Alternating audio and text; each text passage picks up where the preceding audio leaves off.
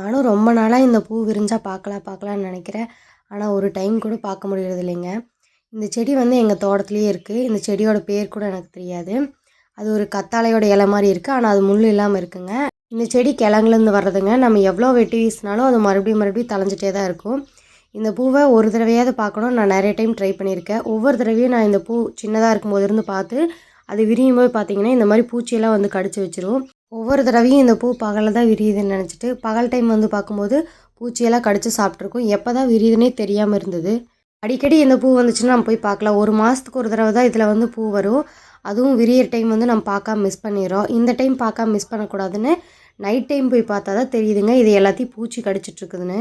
இது நைட்டில் விரியிற பூன்னு தெரியாமல் நிறைய டைம் மிஸ் பண்ணிட்டேன். இந்த டைம் மிஸ் பண்ணக்கூடாதுன்னு இருக்கிற 2 பூவையும் பறித்து எடுத்துகிட்டு போயிட்டேன் வீட்டுக்கு. இந்த பூ ஒரு தடவையாவது விரிஞ்சிருக்கிறத பார்க்க மாட்டோமான்னு 3 மாதம் வெயிட் பண்ணி கடைசியில் பூச்சி கடிச்சதாக தெரிஞ்சதுங்க. அதுக்கப்புறமா பறிச்சுட்டு போய் வீட்டில் வச்சுக்கிட்டேன். இந்த பூவை நான் தொட்டி தண்ணியில் போட்டு வச்சுருந்தேங்க. கொஞ்ச நேரத்துலேயே நல்லா விரிய ஆரம்பிச்சிருச்சு. அந்த பூ பார்த்திங்கன்னா அவ்வளோ அழகாக இருந்தது. நல்ல ஸ்மெல்லும் கூட.